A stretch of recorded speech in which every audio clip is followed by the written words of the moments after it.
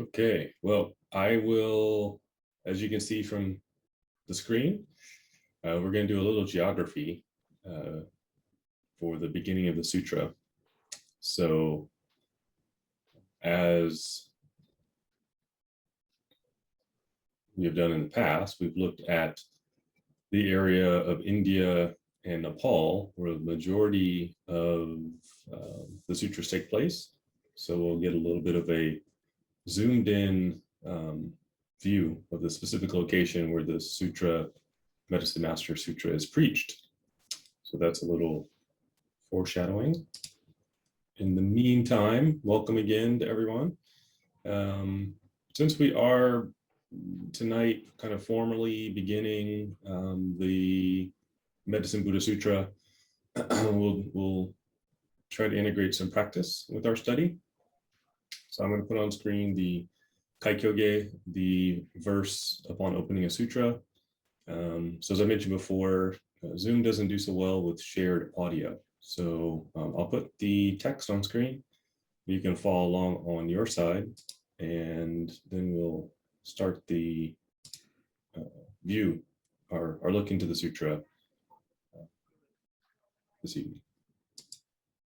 So if I can ask you to put your hands together in Gassho, I'll recite the Japanese, and then we can recite the English also. Jojin jin mimyo no ho wa yaku senman go ni mo ayau koto katashi ware ima kenmon shijuji suru koto e tari nega waku nyorai no shinjutsu gi o geshi tate matsuran. The supreme, profound, and subtle Dharma is difficult to encounter even in 100, 1,000, or 10,000 kalpas. Now I am able to see, hear, receive, and hold it. May I understand the Buddha's true meaning. Okay. So thank you, everyone. So welcome back. This is the second of our classes on the Medicine Buddha Sutra. As I mentioned before, we're going to, due to the pandemic, put our study of the Lotus Sutra on pause briefly and go through the sutra.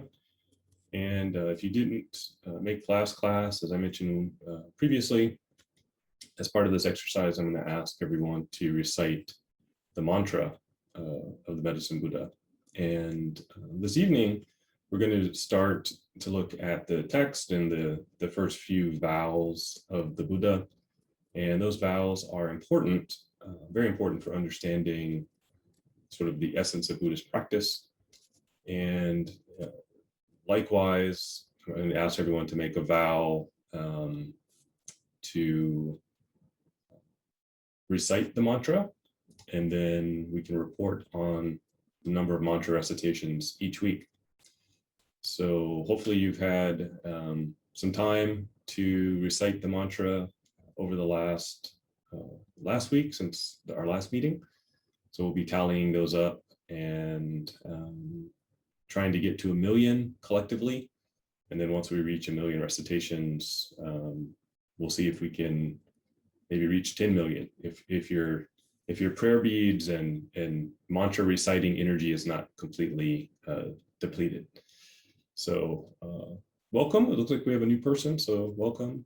Everyone's welcome this evening. Glad to see so many people online.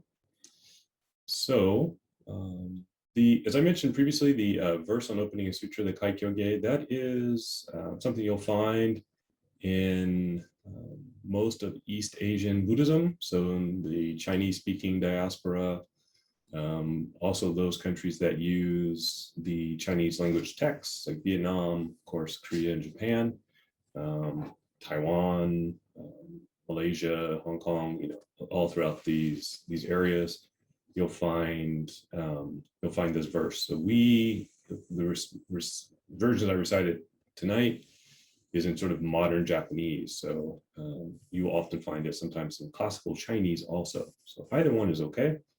Different Shingon temples use different versions depending on usually when the temple was started and they may have a recitation book that predates the war. And so many of those have the classical Chinese without the hiragana. So they are the same, kind of like what King James Version versus New International Version of the Bible, right? Just kind of updating the language a little bit. So I'm going to put the sutra on screen so we can all follow along. And if you don't have the text, this version we'll be using is freely available from BDK, that is Ukkyo Dendo Kyokai, the translation group out of Japan. So they've made many sutras available. So we're using that one so that no one has to purchase the text to take part in the class. However, there are many other Buddhist groups that have translated it. And I always think it's a good idea to compare other English language translations. So you may see some slight differences in the translation. One, I will sound like a broken record, but one obstacle that we have here in the West is that most of our translations are done by a single individual. And in ancient times, many times there was a committee or a group of people involved in the translation. So like anything, sometimes word choice, shortening or abbreviating things, you've got the choice of one individual of when they did the translation. So it's sometimes helpful to review other English translations. The other benefit of comparing translations, it's a lot easier than learning classical Chinese. And second, sometimes, depending on when translations were done, we may have evolved our use of English. And for example, you'll often find in Buddhist sutras, someone has a discriminating mind. So they have a mind that's making choices amongst different things or parsing things. But sometimes when we read discriminating in our modern world, we may, that term can be loaded. So sometimes we come upon terminology that, on first reading, may communicate a meaning to us that is not intended by our translators. So comparing translations is helpful. So we'll be reading along. And as usual, I'll be commenting on the text. And also, as usual, if you have questions, you can use the raise hand feature on Zoom or put it in the chat. I will try to monitor that. And then I will thank Jamie in advance for bringing to my attention any of them that I miss. So before we get started, are there any questions?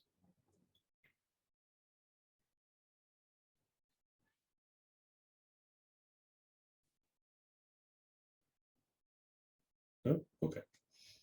So I'll put on screen the text. So this is page 13, if you're following along in the PDF, and it's just the beginning. And you'll notice that as compared to some other sutras, this one kind of jumps right in. So thus have I heard once the Bhagavat, and of course Bhagavat here is a title for the Buddha. Once the Bhagavat, wandering around to convert various countries, came to the city of Vaishali. He stayed under the tree of music with 8,000 great bhikshus. Bhikshus are the monks, 36,000 bodhisattva mahasattvas. He was with kings, ministers, brahmins, and householders. He was also with devas, dragons, nagas, yakshas, human beings, and non-humans. An innumerable assembly had respectfully gathered around him as he was preaching. So this is very common for a sutra opening. They will start with "Thus have I heard." We recall that the Buddhist sutras, the texts, were not written down until about 500 years after the Buddha's entering nirvana. So there was an assembly to collect the teachings, and those monks responded or discussed what they recalled of the Buddha's teaching, and then it was passed down orally from generation to generation. So thus have I heard is, at some point I heard the Buddha speak. What you find after that is establishing the authenticity of the text. So someone is saying they heard it. They tell you who they heard it from. So they tell you they heard it from the Buddha. When? So he was wandering around to convert various countries. Of course, this is referring to different city-states that existed in India at that time. So not full-on nation states that we think of today, but maybe local principalities. And he came to the city of Vaishali. So this is where we're going to start our explanation. So I'm going to actually show you, through the magic of the interwebs, the city of Vaishali. So the city of Vaishali today is an archaeological site. In around the 700s or so, the city no longer existed. It was in ruins. India suffered a number of invasions from different groups in the area. So a lot of these smaller principality city-states fell into ruin, and Vaishali was one of those. However, at the time, it was known to be a very beautiful city, very well laid out, very orderly.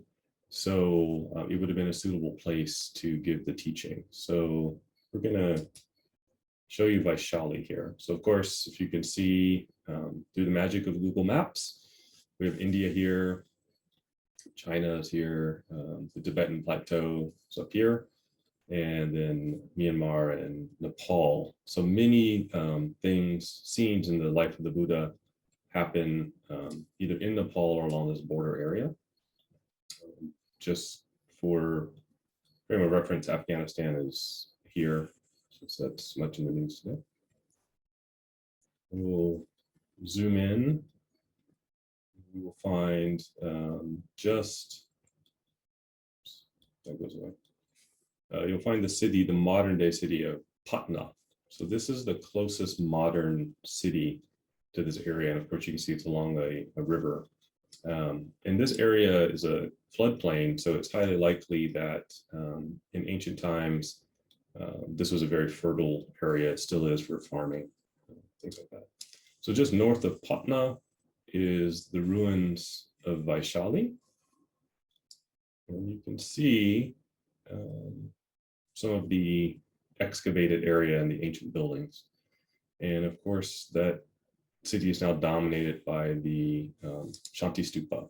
So this area, being very famous and special to Buddhists, of course, is now the stupa was built there to commemorate the number of teachings. So many times you'll find a sutra being spoken at Vaishali.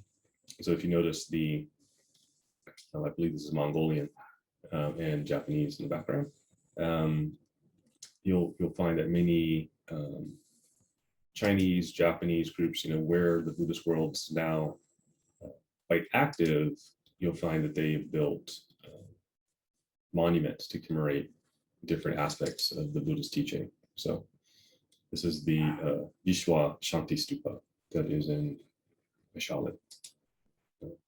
This is cute, but you're not supposed to jump up there, but that's funny.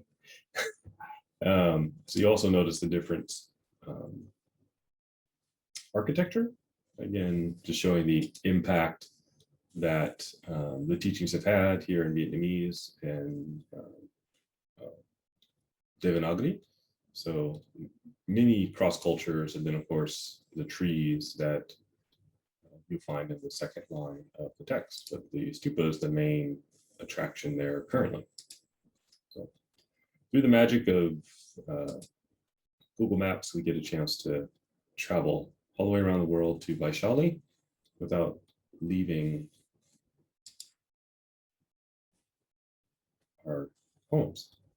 So you can see some of the ruined areas. So this would have been where the city was laid out. So in this general area. So feel free, if you're interested, to take a cruise around. It is now, like I said, mostly an archaeological site, but there are some sites here. There's a Vietnamese pagoda, many other Buddhist groups have created memorials in this area, and it's become a place of practice because of the importance of the locations in the sutras. Okay, so I'll put the text back on screen so you can follow along in case you don't have it. So he stayed under the tree of music with 8,000 great bhikshus. Here, it is just bhikshu. Generally, in the sutras, it will specify bhikshus and bhikshunis, so both monks and nuns. So this again, we shouldn't assume that there were no nuns. Of course, there were probably nuns also. And then 36,000 bodhisattva mahasattvas, so the bodhisattvas are present also. And it goes through kings, ministers, brahmanas, and householders. This text is important because it actually lays out that local kings, scholars, government ministers, regular people came out from their homes, all were present to hear the teaching. So the teaching is supposed to be of general relevance, not to one specific audience. And then also the non-human attendees, the devas, dragons, yakshas, human beings, and non-human. So currently, I know my cat is outside the door listening. So we have non-humans listening to the Dharma this evening, but the sutra is also noting that this is of relevance and importance to not only us, but all beings, and it's explicitly calling that out. It says here he stayed under the tree of music. So we're probably familiar with the Bodhi tree, or the larger banyan trees. Actually, I have a few Bodhi trees growing here. Hopefully they'll get bigger and stronger and we can move them over to the temple. But what's calling out here is the tree of music is supposed to be indicative of the trees in the Amida Sutra. So in the description of the Pure Land, of the Amida's Pure Land, the Western Pure Land, this very famous description in the sutra of trees that when the wind blows, music, right? There's a sound of music. So this is a very specific tree. So the suggestion here is that when the Buddha was preaching the Medicine Master Sutra, he was sitting under just such a tree. This is actually, I think, very helpful for us to set the stage. If here we are going towards the end of summer. Hopefully you've all spent, an afternoon or two sitting under the trees or laying on the grass, looking up at the sky and enjoying the nice weather. But sometimes when the wind blows through the trees, it almost sounds like rain, right? It's a very beautiful, beautiful calming sound. So it's really setting the stage for not only calming our mind and body, but also our spirit and, for what the Buddha is about to talk about. In the sutra, especially in the Amida Sutra, it says everything, all the sounds are preaching the Dharma. So I think here we're being invited to listen to our own wind in the trees and hear the teaching in nature and everything that we come into contact with. So we just have to open our minds a little bit, and we can have that awareness also. All right. I'll put the text back up. So it says, at that moment, Dharma Prince Manjushri, so this is the Bodhisattva of wisdom, receiving the Buddha's majestic power, arose from his seat, bared his shoulder on one side, and knelt with his right knee on the ground.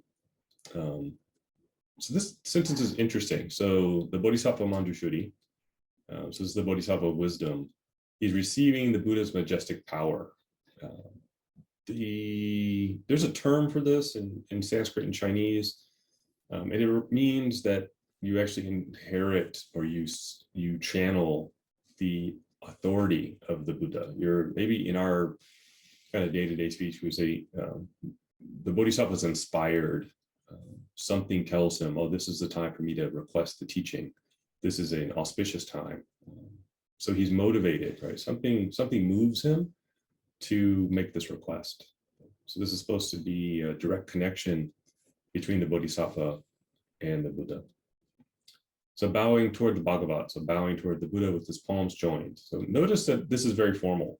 To bare the shoulder on one side is a sign of deep respect.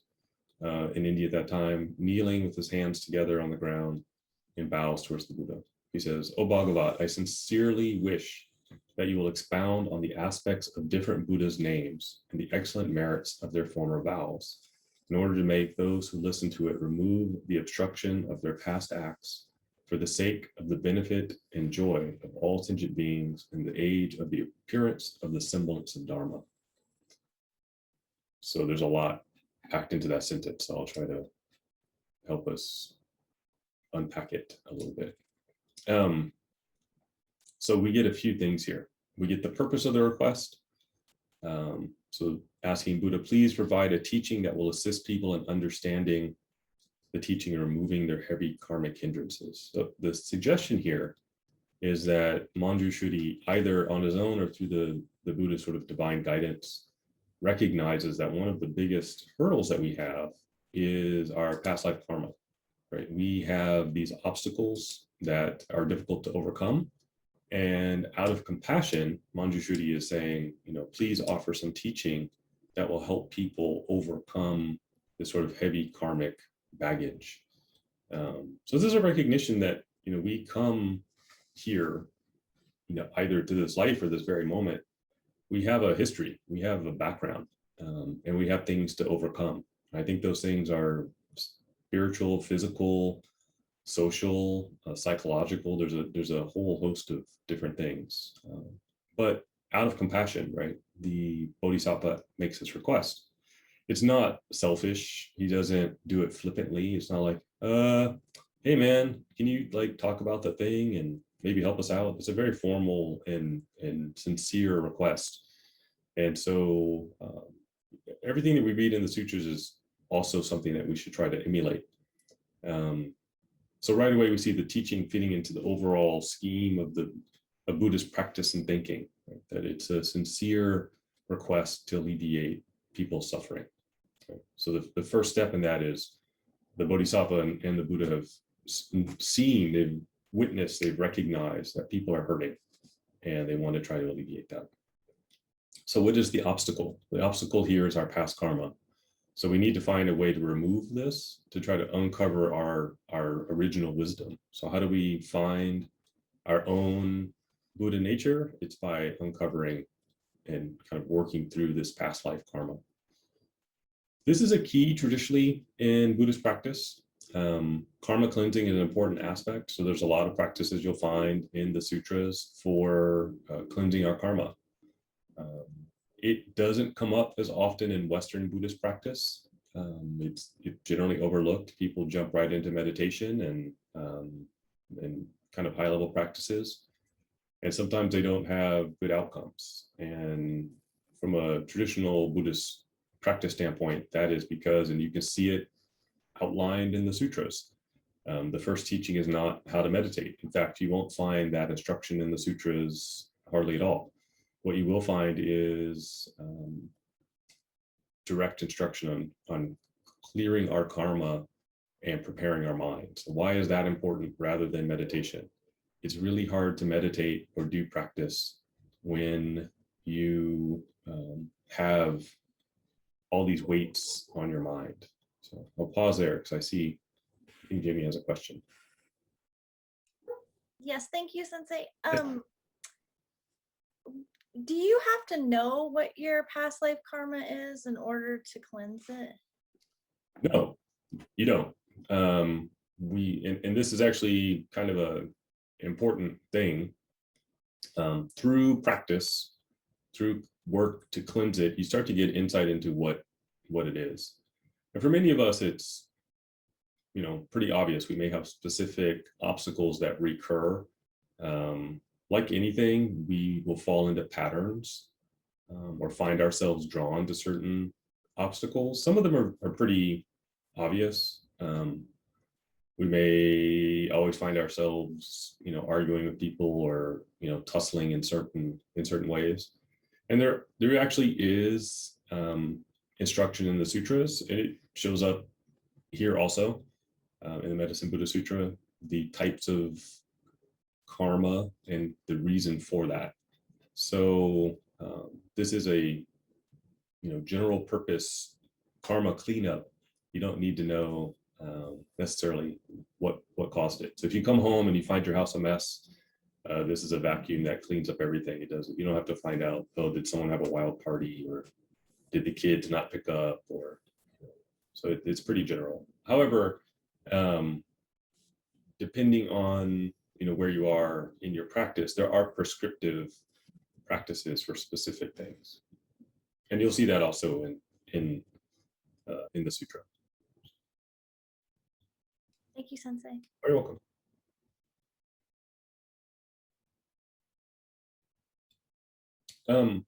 One reason I think this is overlooked in Western Buddhism is, at least my opinion, I think it comes across as moralizing, or quite honestly, most of us come or were raised in a monotheistic religious background. And so if we were not satisfied with that, or we went looking for something else, things that remind us of that sometimes turn us off. And we may feel like, well, I escaped this one, and now I come over here and I hear the same thing. That's not what I want. What's really important is if you see similarities with Buddhist practice or teaching that maybe rubs you the wrong way, keep in mind the reason for it is totally different, right? You're not doing it because the Buddha said so, or to please anyone, or to get, only to get some reward later. These are very practical, purposeful, useful things right now. A few years ago, I was actually invited by a evangelical Christian group to talk about Buddhism, and it was very interesting. And one of the questions they asked me is, well, what if you're wrong? What if you're wrong and we're right? And I said, oh, that's a good question. And I said, it can only be so wrong because there are benefits to the practice in this lifetime. So I'm guaranteed to not be wasting my time. So there are some benefit. It's not all deferred benefit. You're not collecting the benefit of practice only after death. I think that's a big difference in the Buddhist path. But I think it's helpful to just talk about, because I've run into a lot of people who, what somebody said to me years ago, why do all religions not want you to have fun? I think what Buddhism would say is, analyze and ask, is it really fun? Or are you using it to cover up something else? And this is why practice, and especially when we look at the vows of a Buddha, can be hard, because it's easier to not do it, but easier in terms of like, it is easier to sit on the couch, but we don't actually acquire or realize our dreams by doing so, but it's easier. So sometimes we get into that thinking. It doesn't say here that it's easy, but it does say that it's beneficial for you. The other thing, if you read, advice, moral advice, it's non-judgmental, it's non-critical. It's a helpful support for your life. The sutras will say, there are downfalls to certain behaviors, but it's not pointing the finger. It's saying, be careful if you do this, it may not end up so well. But never does the Buddha or any of the Bodhisattvas sort of turn their back on you and say, well, once you've gone down a certain route, then that's it. It's over for you, or we don't have any time. So that's a really important component to just keep in mind. There's quite different purpose for wholesome conduct. All right. So I'll put the text back up and keep reading. The Bhagavad then praised the youth Manjushri. The youth here, Manjushri is always depicted as a young man. He's usually 14 to 16 years old. So in art and whatnot, he's always shown as very young. The reason for this is many, but the idea being that, wisdom will keep you youthful. Um, you know, any of us that have wrinkles probably know that a lot of our wrinkles came about through worrying. And the idea here being that with wisdom, there's a youthfulness that's maintained. So he always shows up as kind of having a young man's features. So excellent, excellent Manjushri. Moved by great compassion, you have encouraged me to expound on different Buddhist names and the merits of their former vows. In order to eradicate the obstruction of the past acts that bind sentient beings and to benefit and bring peace and joy to all sentient beings in the age of the appearance of the semblance Dharma, you should listen now with the greatest attention and consider well what I shall explain for you. So there's a bunch of technical stuff in there, so I'll try not to belabor it. However, you'll see that, again, the Buddha is praising Manjushri for acting out of compassion. He's requesting the teaching not because, oh, I think this might be interesting. Hey, can you teach it? Wouldn't that be cool? But actually seeing that people might need it. And he's not specific. He said, please teach something that will benefit. Tell us about the names of the Buddhas and how that can be beneficial. This is a request for teaching for others. It's how do I help other people? This is a good example because we may not know what practice is beneficial. So we ask, what is the relevant teaching? Is there relevant teaching? Please offer some teaching for the situation. Or maybe we are aware of a particular teaching and we make a request for that teaching. For example, this teaching was requested. So there was actually a request for the Medicine Buddha Sutra. So it's appropriate given the circumstances of the world right now. So we switch gears to do this. Okay. Bear with me while I mouse around and there we go. Text. Okay. So now come the 12 great vows of the Medicine Buddha. There are many Buddhas and Bodhisattvas. All of them are exemplified by their vows. You will find most of them in the sutras. Some have one vow, multiple vows.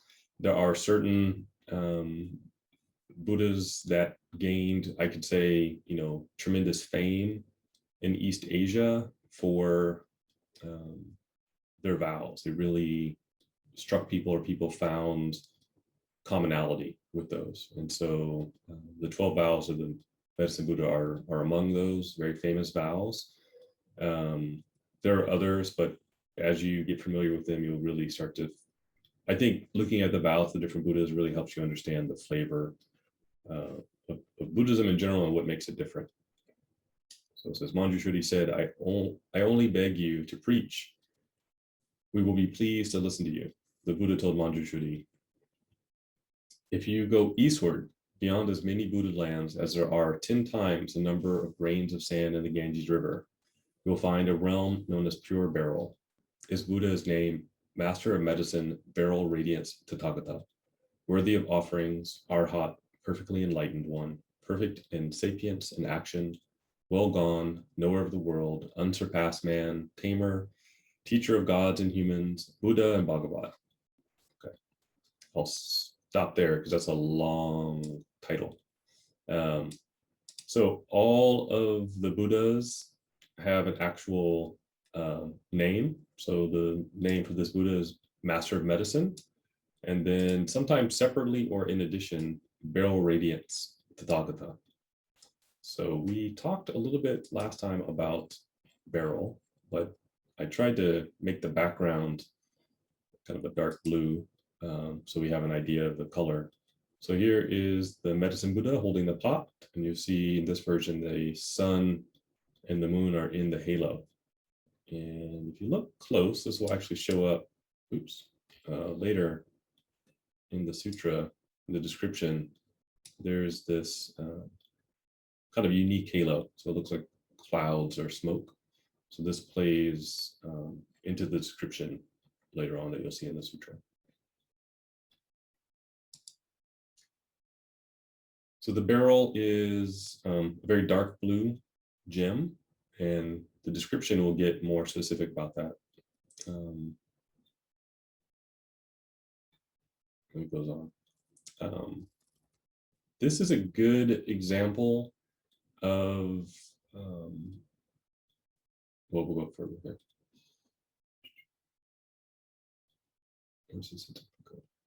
Beryl radiance. So that's a good one. So you see the light. When he first set out on the path of the Bodhisattva practice, produced 12 great vows in order to let all sentient beings obtain what they are seeking. So we know, right, past generations. Oh yeah, somebody wanted the image. I can give you the picture. Hold on just a second. Hold on. Peruse all the folders and try to locate it.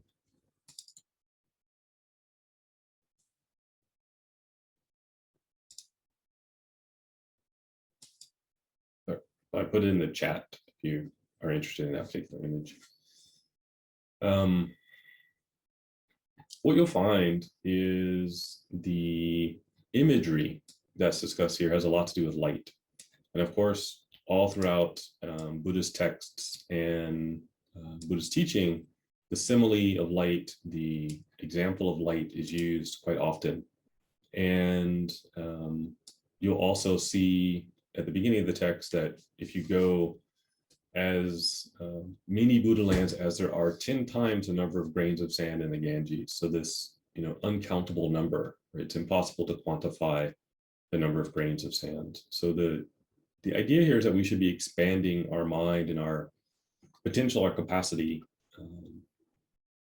And that's always usually the purpose of large numbers in the sutra, is not to constrain or limit our view. I think before we started this project, I looked up, world population is something like 7.6 billion. We're going to try to do 1 million recitations of the mantra and then go beyond that, which would be almost 1 mantra per 7,000 people. Somebody check my math, please. The idea is we should give consideration to all beings, not just a few, not just our neighbors, not just the ones we think we like or know, but try to start expanding our awareness and our mind in that direction, because that's the kind of insight the Buddhists have. It's describing here light also. And we saw this, world of light in the Vimalakirti Sutra. You see here that the medicine Buddha's world is made from beryl, this gem. Again, this is something that probably seemed fanciful, thousands of years ago. Now, thanks to NASA, we know there are actually planets out there that are made of crystal. So the idea here is this light. The key, though, is the refraction of the light. And we'll see that a little bit more in the vow specifically. But it's not, when we see this sort of alliteration in the sutras, it's not important for us to be really focused on, okay, if I count out a certain distance into space, then one day a rocket will find the Buddha land. It's the idea that we should be expanding our view, our consideration as much as possible. The sutra tells us that the medicine Buddha made these 12 great vows, and it lists out the vows next, but the pure land of the Buddha that we are going to see is going to be free of the characteristics of our land in many ways. So as we go into the vows, what you're going to see is at some point the medicine Buddha looked at the circumstances of our life and recognized the main obstacles to spiritual practice and to living, to happiness, right? What are those obstacles to happiness? And his vows are keenly focused on removing those obstacles to our happiness. And that's really what the vows are.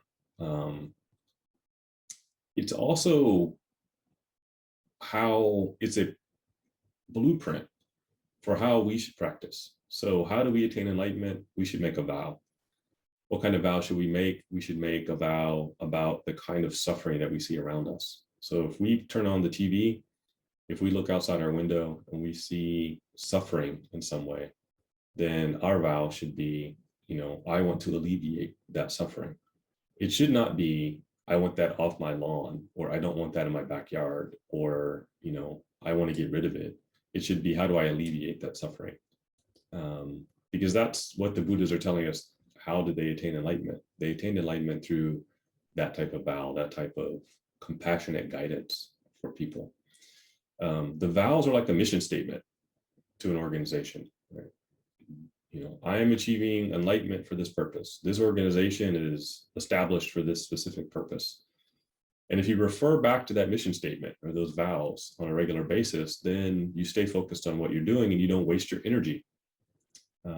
It helps us guide us through various circumstances. Okay, now I've attained this circumstance. I've run into this obstacle. What do? You refer back to your vows, and that guides you. How do you actually decide? Do I just stand here? Do I go through the obstacle? Do I go around the obstacle? Do I turn around and go back the way I came?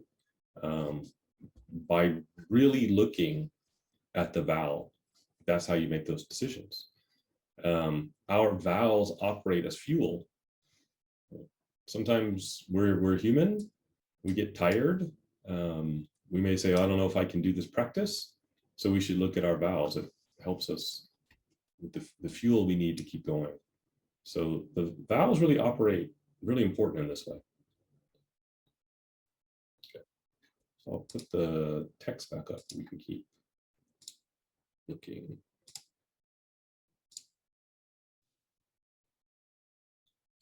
The first great vow was, I vow that when I will in the future attain unsurpassed, perfect, complete Bodhi, my body will emit a brilliant light that will brilliantly illuminate limitless, countless, boundless realms.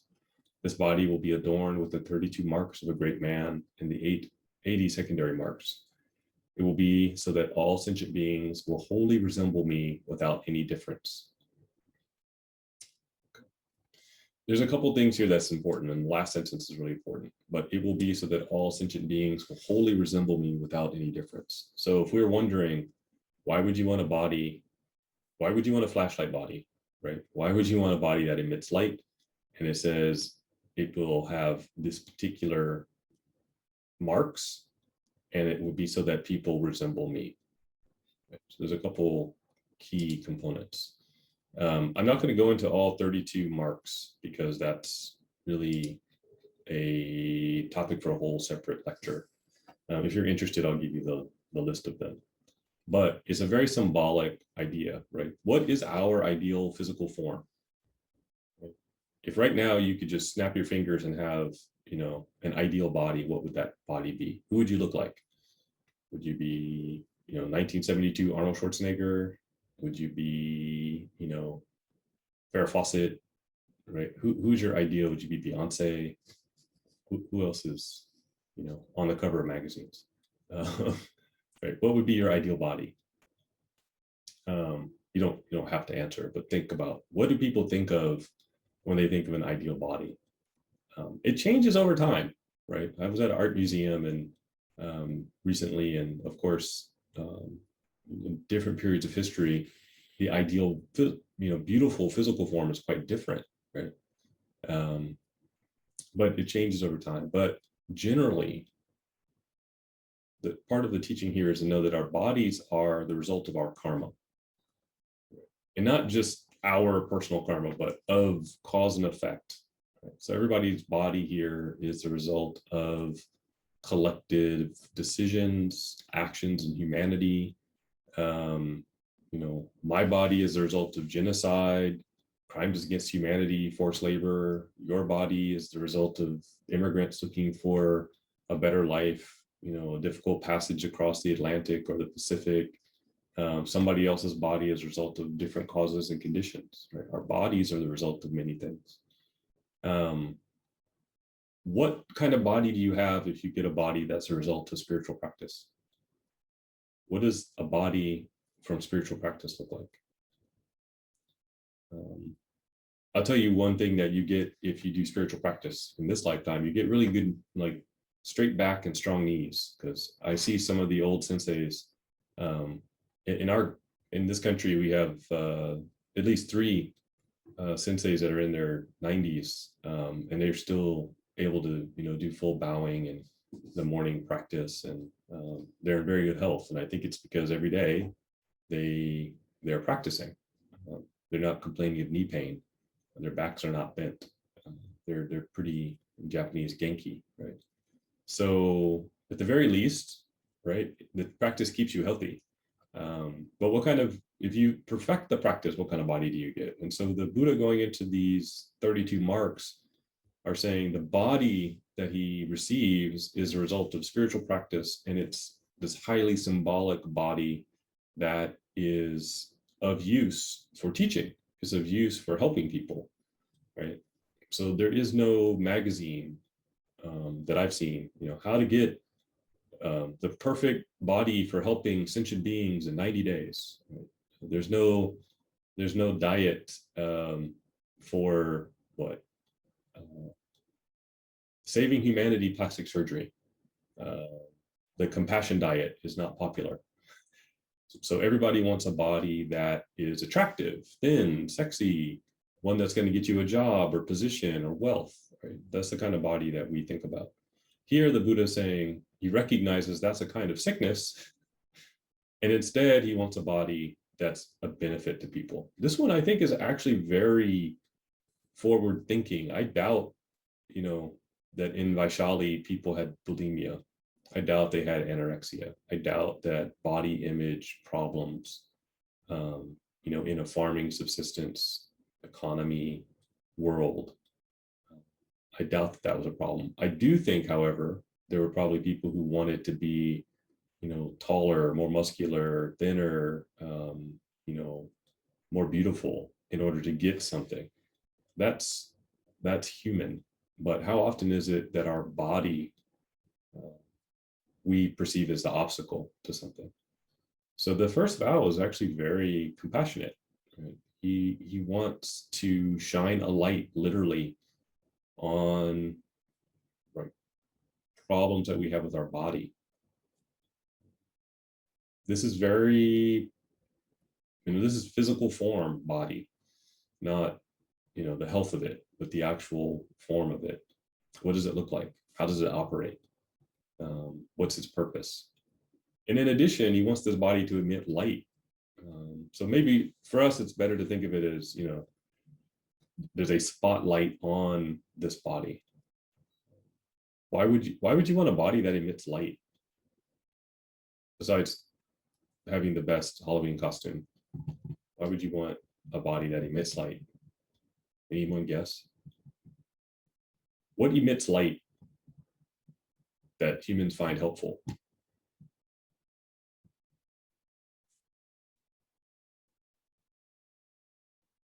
The sun. Oh yeah, that's a good one.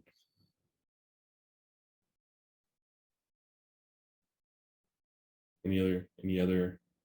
A lamp? Yes. I got a lamp behind me and a flashlight here. Those are all helpful.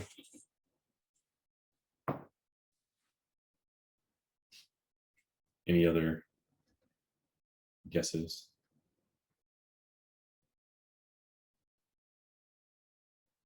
Someone's dog sitting and the dog's howling. Oh, sorry, no problem. Sources of energy, yes. Fire, yeah. What about a lighthouse? Right. Something to warn you away from danger. The power goes out. I have a flashlight here because that's happened several times this last 2 years. So you don't stub your toe. We get energy from the sun, our food, our lives, everything. Right? Light is so important. And I think here the medicine Buddha is saying he wants a body perfected from spiritual practice that then emits light, so that is what we see. That is what we find to be beneficial. We have I actually tried this a few years ago. I tried to go grocery shopping without looking at any magazines in the checkout aisle. And it was very helpful to just not see, because you're bombarded with images that just want to sell you more products. Right? It's a kind of, right. So you see many people flipping through and then watch their face. Oh, I want to look like that. So we don't recognize how impactful the body image aspect of our culture and society is. So here's the medicine Buddha saying, not only do I want a body that shines light so that people can find the teaching and I can help them and I can guide them, right? But the body itself, the physical, the skin should be a form that gives us energy that's wholesome, because we don't get physical form wholesomeness very much in society. Other cultures deal with this differently, right? They cover the body or hide the body. The Buddhist response here is very specific. The 32 marks are very descriptive of every aspect of the body, and that it should be formed in such a way that it's wholesome. It's not leading us away from the path, because we still need a body to do practice. This thing has some use. So it's not to hide it, it's how do you perfect it? It's a very different view. Okay. So the next vow, the sutra back up.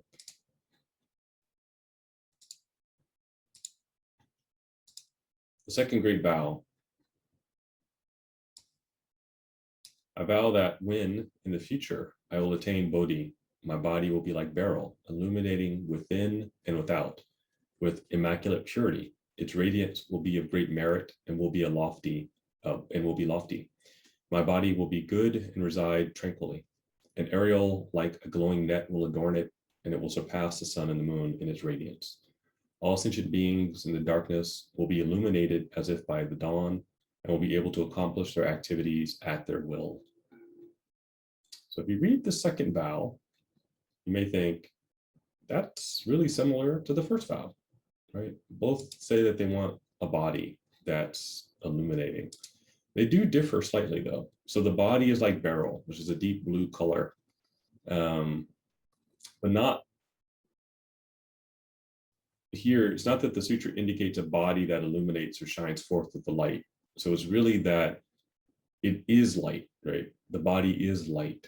It's a dark blue color that the body is composed of. So of course, as a Buddha, you don't need the physical, you don't need a heart. You can exist as a spiritual sense. So the body is composed of light. So this brightness will be greater or brighter than objects known to humanity, which is the sun and moon, which actually you see in this image. You see this aureole, right, shining forth brighter than the moon and the sun. So they've taken the imagery directly from the sutra here. And this aureole is this halo of light that illuminates out from the Buddha. Of course, in especially East Asian Buddhist tradition, most statues are finished in gold leaf or left as natural wood, rather than following the colors of the sutra. But do you notice anything else about this kind of interesting? Notice the sun is colored red. When you were a kid, what color, when you had your crayon, what color did you color the sun?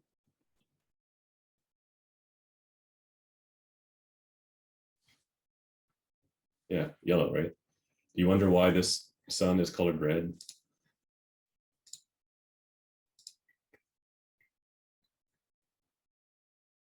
Notice the Japanese flag, the color is red for the sun. Any? Does it have to do with like blood and life? Like sunrise and sunset. Oh, okay. Never mind. So there is so we do the moon disk meditation in Buddhism. So you can look at the moon without worrying about damaging your eyes. But the only time you can look at the sun is at sunrise and sunset. You should please do not stare at the sun midday. even during an eclipse, it's not good. But that's the sunrise and sunset color. So there are, we have it, but it's actually common in some other traditions. They actually have sunrise and sunset meditations. So those became popular in Japan because you can very easily, in the same day, because it's an island, watch the sunrise and sunset at the level of the water. And then it's, it's a very tranquil, peaceful, not that strong, midday kind of sun energy. Oh yeah, somebody said Egyptians also portrayed the sun as red. There are theories of commonality in Egyptian symbolism and Aryan symbolism. By Aryan, ancient Indians, culturally. So that could be the case if there's some commonality there. There's some linguistic commonality also. So here you have the aerial. Oh, sorry, I don't have it on screen anymore. So here you have the aerial being depicted as a net, right? So it describes the aerial like a glowing net will adorn it, and will surpass the moon and the sun. So you see the aerial surpassing literally the moon and the sun. So the art is lifted directly from the sutra. It's very interesting. So I like this this image for that reason. There's another aspect to this description. It's talking about our inner and outer mental, physical being, right? The light is, sun and moon are the light that we have at night and during the day. So the idea here being that this light of the teaching can illuminate if we're in the deepest funk, if we're happy, our deepest recesses of our minds, wherever we may be, 24/7. So it's this kind of brightness illuminates you. So the first and second vows are quite similar, but the second vow is the type of light and its source. And that kind of light is emitted from passing light through a gem. I don't have any gems handy, but if you use a prism, which is more affordable than gems, when you pass light through them, they refract brilliantly. And so you get other colors that come out. And if you have a gem that's flawless, which a perfected Buddha's vows would be a flawless gem, right? This illusions. You get this refracted light. So these days, we have flashlight where you can shine a light directly on something. But in ancient times, most light was candles or lamps. And so the only time you got a directed light or you could magnify light was through a gem. So you'd have crystal and you cut it and then you could spread the light. So it's this sort of image that's coming out. So when the medicine Buddha speaks or teaches, it's without flaw, right? So the idea of a body of this blue light is without flaw, it's reaching anyone. Compared to the sun and the moon, shining brightly in all directions. But the color, right? The color here is important because the color is not harmful for us to look at. Blue light is usually very calming. What are the blue lights in nature? Anybody?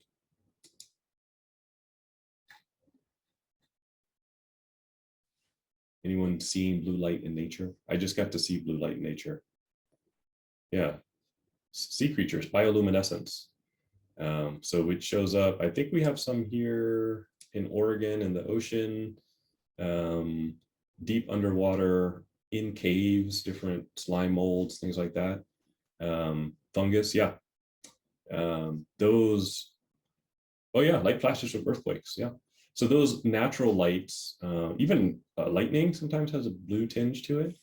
They're not as bright. They're very inspiring, but they're not like you have to cover your eyes so much. So it's a light that I think resonates with us on a deeper level than, or different level maybe, than the sun and the moon. You'll find now, when I was growing up, electronics, everything was like green lights and blinking stuff, but more recently, oh yeah, the monitor over here is a blue light.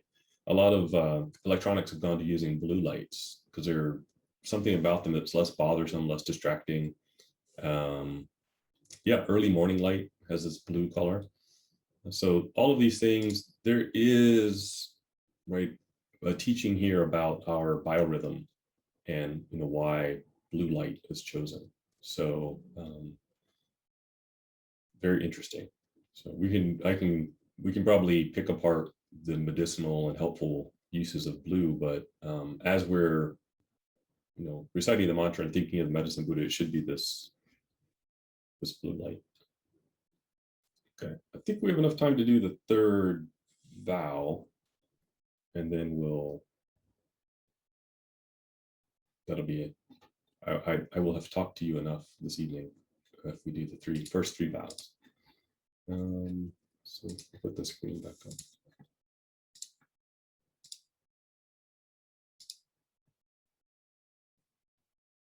The third great vow. I vow that when in the future I will attain Bodhi, the infinite and boundless sapience and skillful means, I will cause all beings to inexhaustibly obtain all the necessities of life. They will never lack for any of their needs. Okay. Sapience, tremendous wisdom, good judgment, skillful means, right? Finding ways to guide people in their own interests, such that when they come to conclusions or awarenesses, they have that sort of insight moment. So this is wisdom that is useful to people. It's helpful in their spiritual development. So many things are popular, right? We can have skill in them. So these skills are useful for really turning people's minds, waking them up.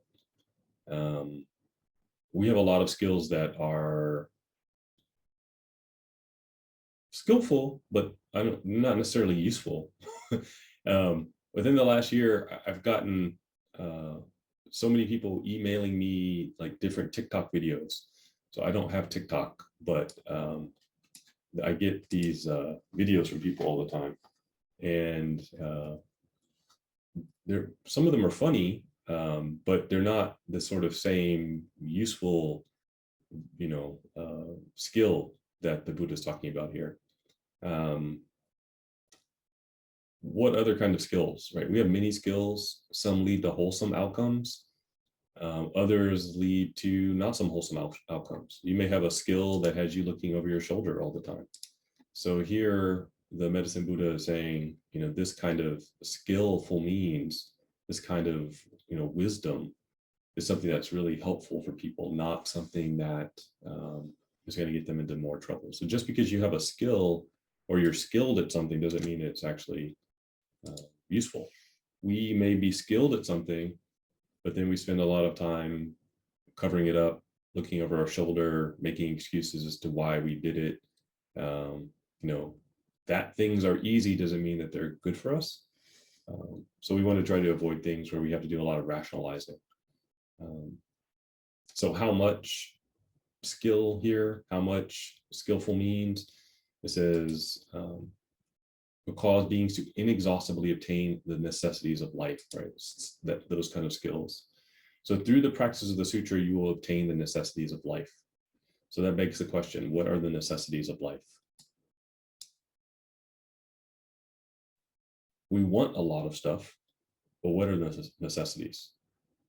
Food, clothing, shelter, potable water. What else? What else do you think is a necessity?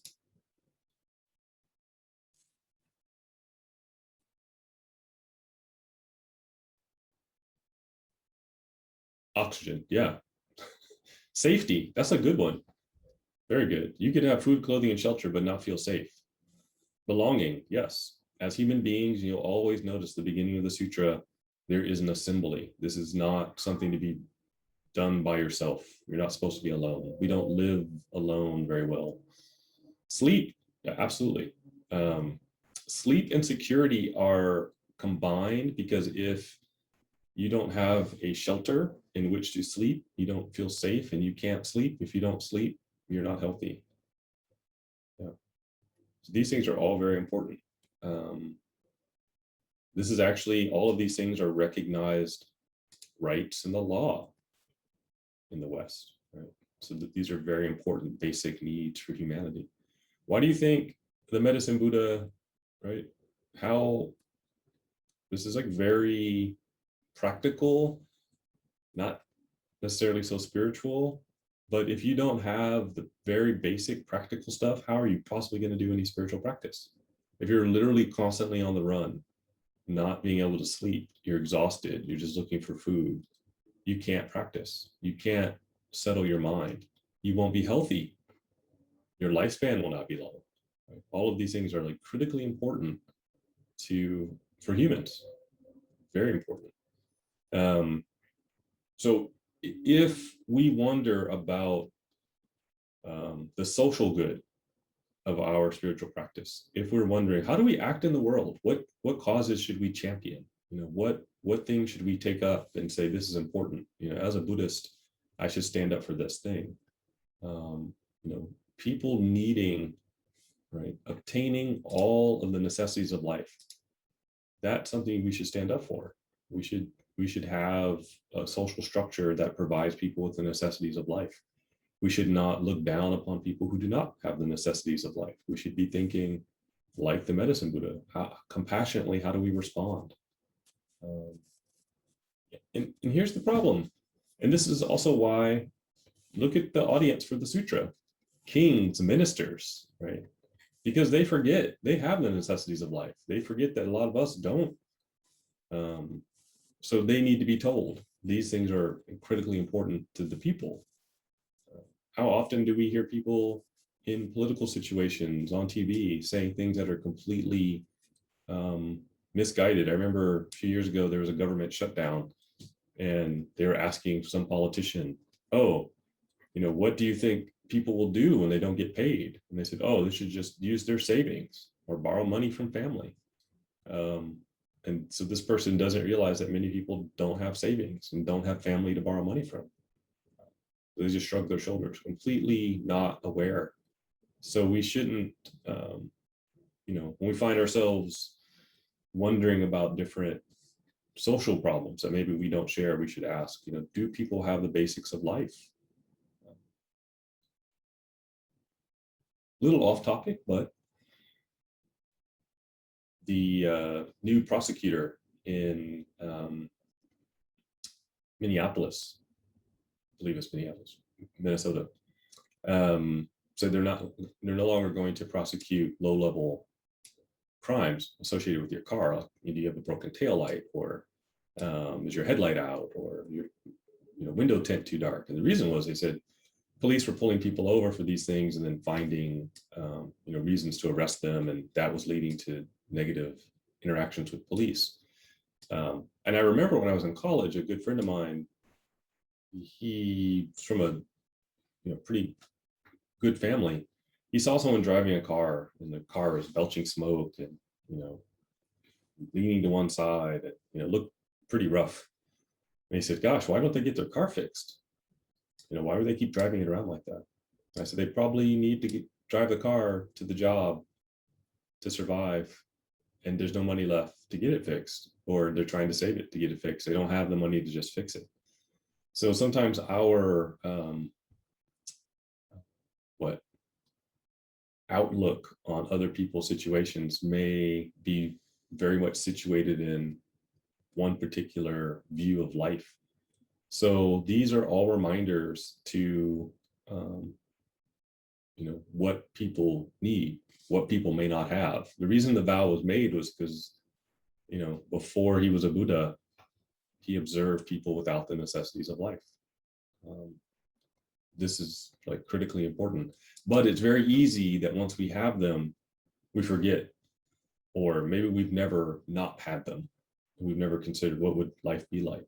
So all of these things are lessons for us to expand our compassion. Right? We have a large community of people who are unhoused here in the Portland metro area, so we shouldn't, look down on them. There's many reasons why people end up in this situation. It's very difficult to get out of the situation once you're there. I grew up seeing people who didn't have enough food. They didn't have, the basics of life. I've seen it in other countries too. but many of us may not, recognize that. And yes, Christina's right. Many of the people who have the least will give the most. That is also something I witnessed growing up. People who had nothing would be willing to share whatever they had. People who had the most wanted to, hide what they had so that they weren't asked. So we have to be very careful. Right? So this is also the Medicine Buddha's vows. I think I won't say uniquely, but especially, and when we're wondering how should we act in the world, what is the social manifestation of our Buddhist practice? We'll find inspiration for that in these vows more than you will sometimes elsewhere. And that's why specifically you see who the audience is. It's not just monks and nuns, householders, kings, ministers. Very important that they're there. So, okay, I'm going to stop there to make sure, one, we have time for questions, and also we have time to review the mantra and our side practice. So first, are there any questions?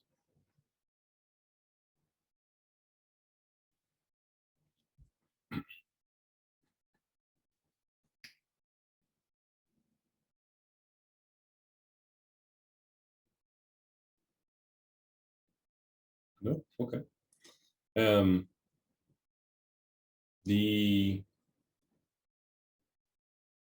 There are some things that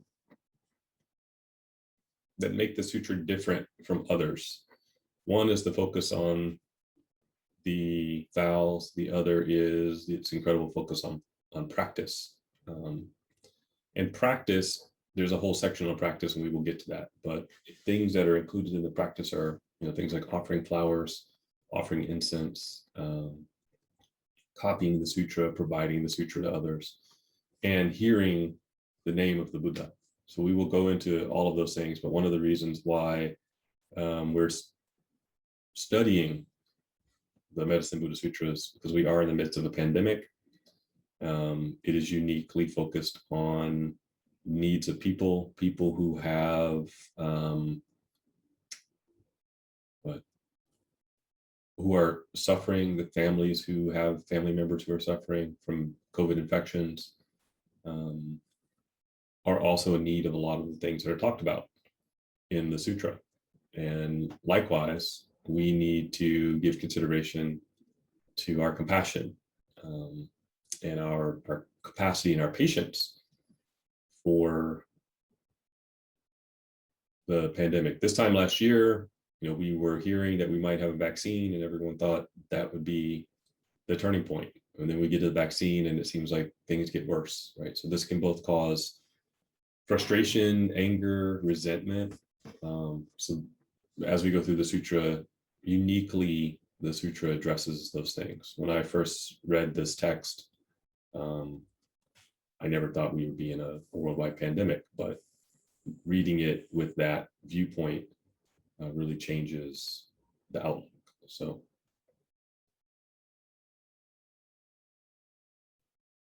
oh yeah. So one of the comments, when referring to the light body, is the text referring to gross, subtle, and causal body? It is. So you'll actually see in a subtle way. This actually gets into, I was going to read you a little bit of Kukai's writings on exoteric and esoteric interpretations of sutras, but I'm running a little short on time, so maybe we'll do that next week.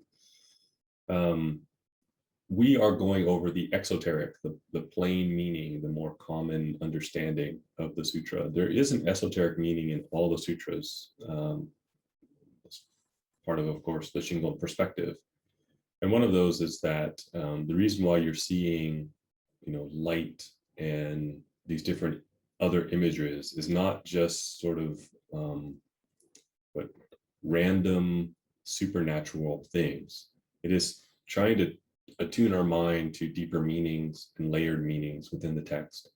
So as we deepen our understanding and viewpoint, we will see new layers, like peeling the onion.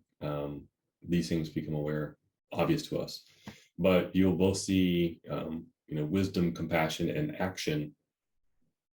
So the different Buddha families,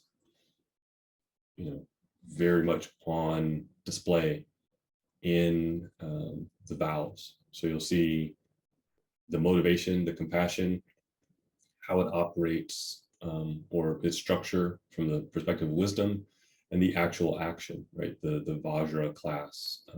So all of these things are happening, as well as this focus on the physical body. It's one of the few sutras that's going to talk about the physical body. There are other related sutras to this that refer to physical practices. Some of those are more common or popular in Tibet. There's also astrology that's associated with medicine Buddha. And by this, I don't mean, newspaper horoscope astrology, but more understanding people's karma and the direction of it, and what they may be dealing with from life to life, and also calendrical sciences. So some of that is involved. There are some other texts, most of which I don't think are translated, but I think maybe there's some summaries of them if anybody's interested. I can point you in that direction. So there's a lot of layers to this. So okay, so I'm going to put up our recitations as we end. So as I said before, and if you're new, we are, in addition to studying the sutra as a group, reciting the mantra for Medicine Buddha. We're going to try to get to as many as we can. Our initial goal is 1 million, but if we can get further than that, that would be wonderful. So as I mentioned previously, if you recite the mantra 108 times, so one time around the Jizu or Mala, that takes about 2.5 to 3 minutes, depending on your speed. So if I can ask at least 3 minutes of your time, that would be tremendous. If you have time for more, that is good. We will be reporting the mantra count and recording it. We have a new statue of the Medicine Buddha, so we will enshrine that in the temple, and I'm going to try my carpentry skills to create a base, and we'll put everyone's names and the final mantra tally in the base with the statue also. This was very common in ancient times during times of pandemic. So why not continue, but also as a really wonderful example for future generations. So I'll put the image back up. So once again, our image of the Medicine Buddha, and then the mantra here.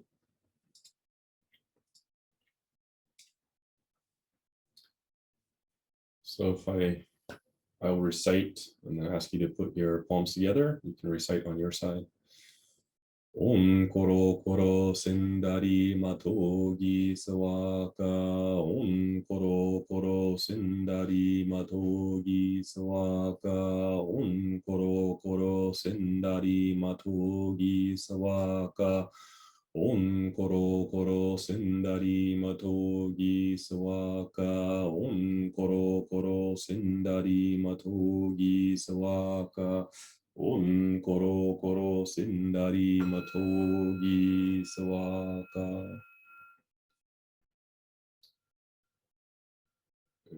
They're concluding recitations. So Kobodaishi's mantra, the scroll behind me is Kobodaishi. Namo Daishi Henjo Kongo. Namo Daishi Henjo Kongo. Namo Daishi Henjo Kongo. Namo Daishi Henjo Kongo. Namo Daishi 返上今後ナモ大師返上今後ナモ大師返上今後 The dedication of merit. 願わくはこの功徳をもってあまねく一切に及ぼし、我らと主上と皆共に仏道上善。May these merits be shared by all beings everywhere, so that all of us together may attain supreme awakening.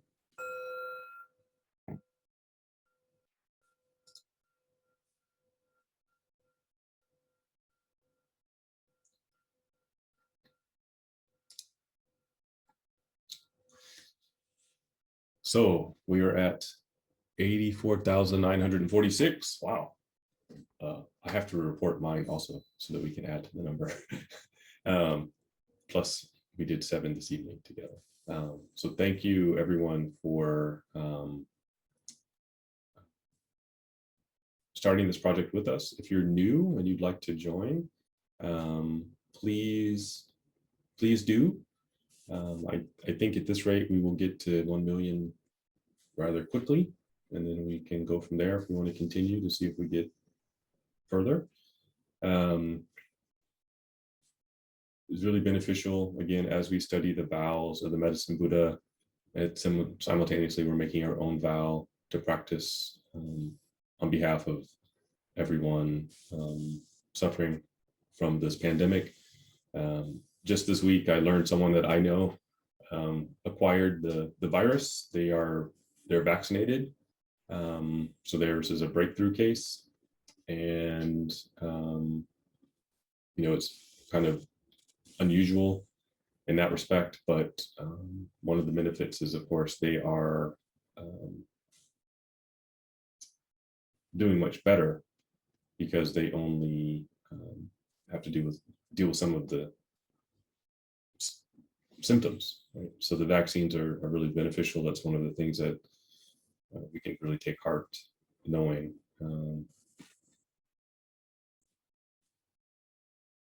I think we've got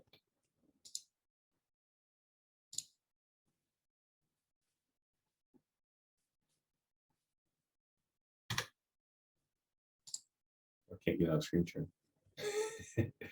Sorry, we've got screen share.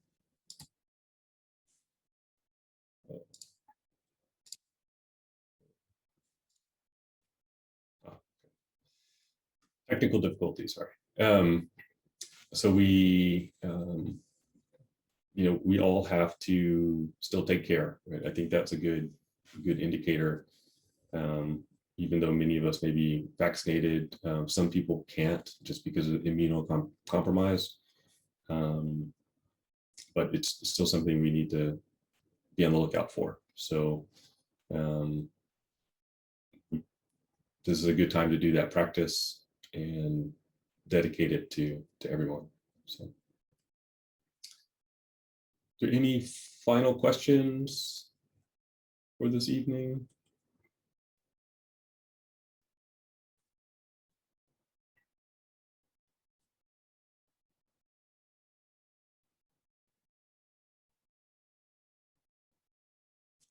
No? Okay. Thank you, everyone, for joining us this evening. Thank you all, especially for your energies and reciting the mantra and adding to this project. We are a small group. We are a small temple here in Portland. Both thanks to the pandemic and sort of taking the classes online, we've become a larger community. So I really appreciate everyone's time and energy in this. And if we keep focusing our energies in this way, I'm confident we can overcome the pandemic. And, my hope is that we'll have a lot more gratitude for life and one another as we come out of this. So thank you, everyone. Have a good evening. Have a good weekend. We'll see you next week. Thank you, Kosho Sensei. Thank you. Thank you. Glad to be in community with you all. Thank you so much. Thank you, everybody. Good night. Good night. Night. Good night. Thank you. Good night.